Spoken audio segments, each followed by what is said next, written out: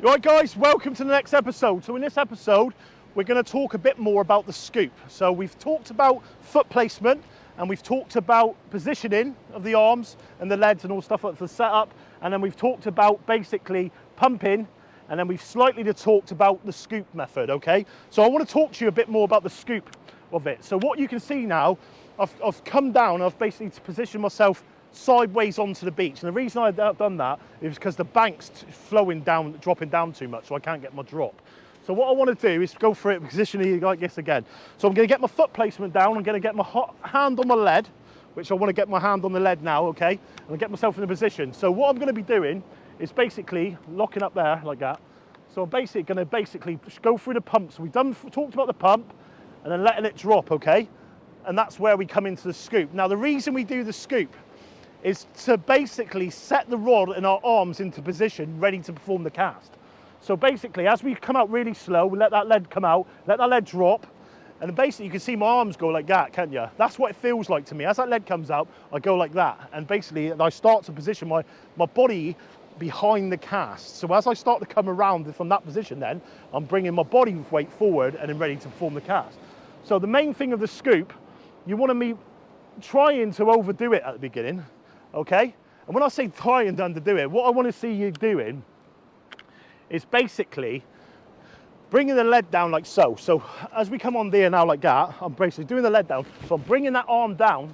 So I come into like that, arm down, and I'm bringing it out to you like that, okay?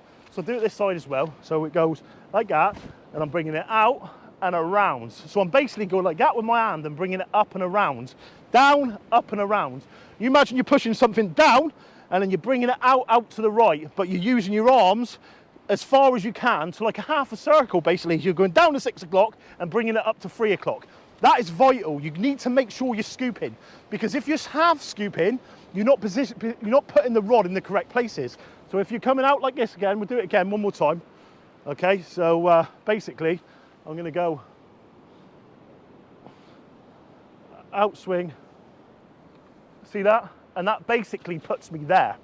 And that puts me there ready for that lead to come around the outside of me and pick it up. Joined by a friend today, Pete from Go Catch.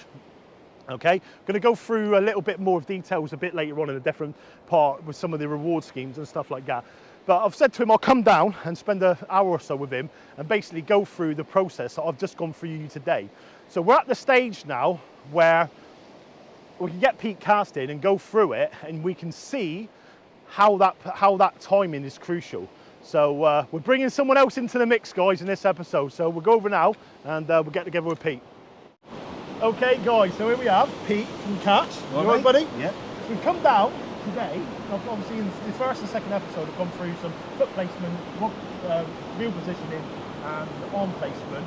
And then I've also started to go through the pumping and the scooping technique. So what I'm going to do now is we're going to go through a little bit of it with Pete, first of all, get into a few of the bits and pieces that we've already talked to, and we'll get to the stage now where Pete can try and perform, obviously, the scooping into place and get the lead coming round and pick up. So you've obviously done a bit of fishing and casting over the years. Years ago. Years ago? yeah, quite a few years ago, when I was really into my sea fishing, and I had about 6-7 years off. Yeah. So it's literally just like picking it all back up again. Dusting all the stuff off. Did you ever get taught to cast? Or? No. So you've sort of like heard your own way of casting? Yeah, I mean, I used to sort of just like, comfortable places like Chesel and things like that, where you can just do off the ground and get a bit of distance. Yeah. Through my nature of my carp fishing, I just compressing rod and the best out of it. But yeah, like I say, you can't always do that. No. Like when we were at the channel the other week, you have to really pendulum cast. And it's something in your armoury that's so important. Yeah. So what I want to talk about first of all is rods, guys. Okay. So I've got a T1000 in that bag here at the moment, and personally, if you're going to use a T1000, and I know people that use T1000s, a lot of people, and I know people that can cast and can't cast that use T1000, and if you can't cast very well, a T1000 will cast you. And you can see it in people's cast. Me personally, you don't want an advanced casting rod for the likes of Ziplex or Century, or you want something you can very easy to bend. Got any fish anywhere, I taught them a much is that tournament? Yeah, Match Pro, Mark II. tournament, yeah. So Yeah. very easy to cast rod, Yeah. very forgiving. Yeah. Like it's a bit like the Zocon range of rods as well. You know what I mean? It's very nice to cast. I mean, it's got a lot of backbone in it, obviously. You know what I mean? And it's to me, it's like a mid-class rod, mid-range rod, really. Yeah. You know what I mean? And within that, you've got enough power to land the biggest of fish. Yeah. I mean, I think the record halibut was caught on one of these, the Match Pro. Yeah, It might have been the Match Pro. Yeah. So you mean it can do the job, but also you've got a lot of forgiveness in there, which 90% of anglers what can cast would look for. You know what I mean? And it's a bit like the Zocon range of rods now. They've been made by casters. They're capable of putting the baits to the horizon. Yeah. But within that, they've got the thought of anglers, and they've got the flexibility and the forgiveness in the rod. Absolutely. You do not want to go out there and get a broomstick. I mean, I've had people say to me over the years, Not me first one. no, Andy, you've got an SU. I've just bought an SU. I hate it. Well, you know what I mean? Why go and get it? You know what I mean? I've had people saying, I've got that now because you got it. Just because it suits me, just because one man's meat is another man's poison. So what we'll do, we'll let you have a go of mine as well a bit later on to see how you find it different. Yeah, I mean, because that's a complete beast compared to that. I can imagine. And you can feel. But what we'll do is get you set up, 7HT mag, which is probably one of the nicest reels to be able to obviously to learn to cast with. You've got the magnetic system on there, so you can turn the brake blocks back off, which gives you the function to be able to let them off as you progress with casting as well. So, game on, let's get into it. Okay guys, you can see Pete behind me now. So when you're first starting off this type of pendulum casting and you've never done it before, you can see what he's doing at the moment. He's gonna struggle to getting that pump at the beginning, and a lot of you will be at home as well. Just slow everything down. Slow everything down and just practice getting that lead to go out, okay? And then pumping. It's all to do with that left hand. Let's go and have a look. So if I come here with you a minute like that again, so keep it out there like that, right?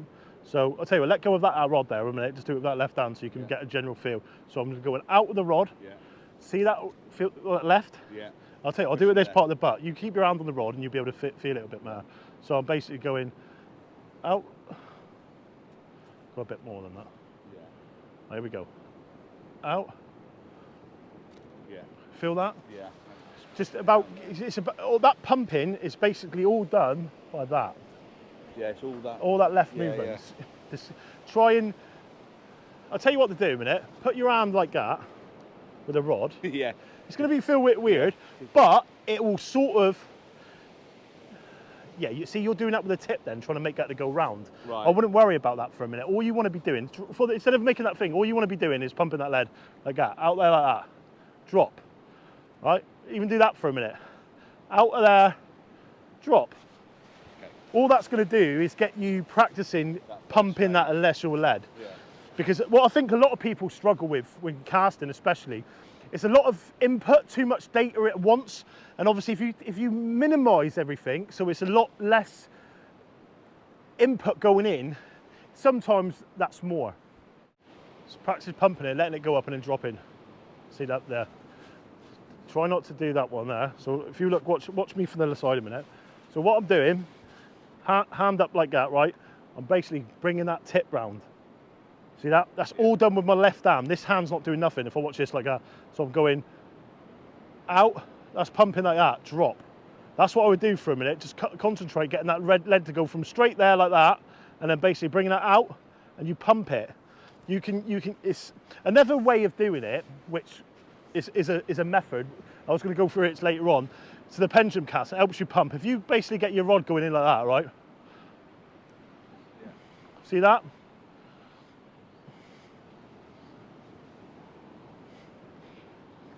See that, right? If you're doing that, that is basically pumping and creating the power of the turn and your tip, right? If you can master that, if I could do that really, really quick and master the timing with that and get it to go, which a lot of casters would be able to do, not me, that would go miles, right? Because you could load the rod up and then just go like that. But the timing would have to be literally bang on like that. But what that does by doing that, but if you pump out, drop. It's all to do with pumping. I'm not doing nothing with that hand. It's all to that left hand side. So I'm basically bringing that out and then pushing that back in. That's the bit you've got to try and master. So it's almost lifting the back, the rod's coming up. Coming up, yeah. All the left hand, guys. All the left hand. Or if you're if you're left-handed, or the right hand. All that bottom hand all the time. Better. Better. Well, I would just do that minute and let it drop. So let it come up, and then as soon as it comes up in the air, just drop the tip and let it drop to the floor. Because what that'll do is get you started going in position. Guys, I'm not going to film all of this.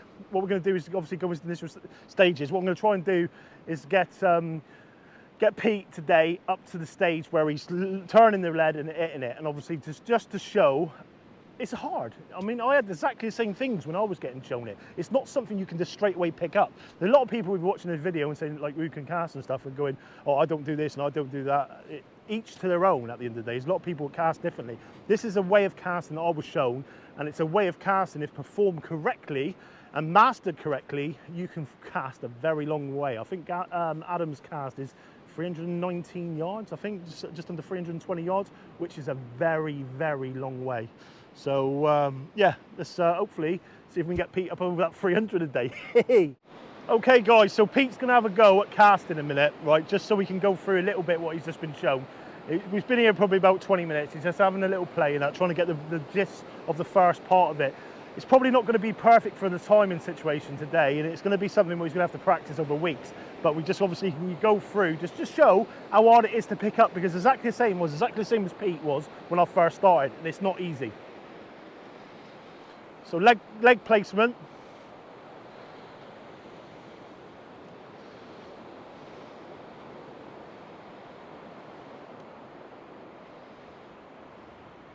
Arm positioning into your pit.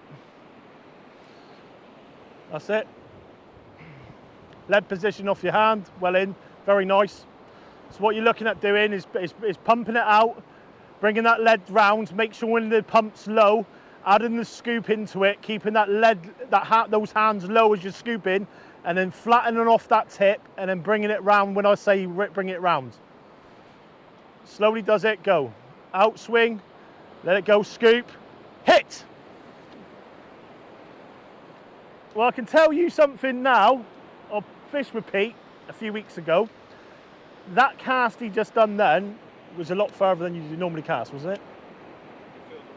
100%. 100%. He's got that on mags now. What I liked about that, a lot of people when they're first starting will rush everything. What Pete done then was kept everything slow. So he let that lead go out very slow. He pumped that lead around. He needed to overdo that scoop slightly and overdo the pump more. So, but what he did correctly was is the slowness of the cast. Everything looked very smooth. The lead come around. He didn't come down as much as he should have done. He was better than he was doing before, because he was quite high doing it. It was more like that before. But what I liked, the rod flattened off more, and then as he come round and brung it round, he hit into it. The lead was held back by the reel, if I'm honest. I think you would have got more distance with that. Yeah, because they're on full. Yeah. Obviously. So they're on full at the moment, but very, very, very nice first cast. And as we said, guys, it's a lot to do with the timing and everything else what goes in for it. But no, thumbs up straight away for Pete, and hopefully the second cast will go a bit further.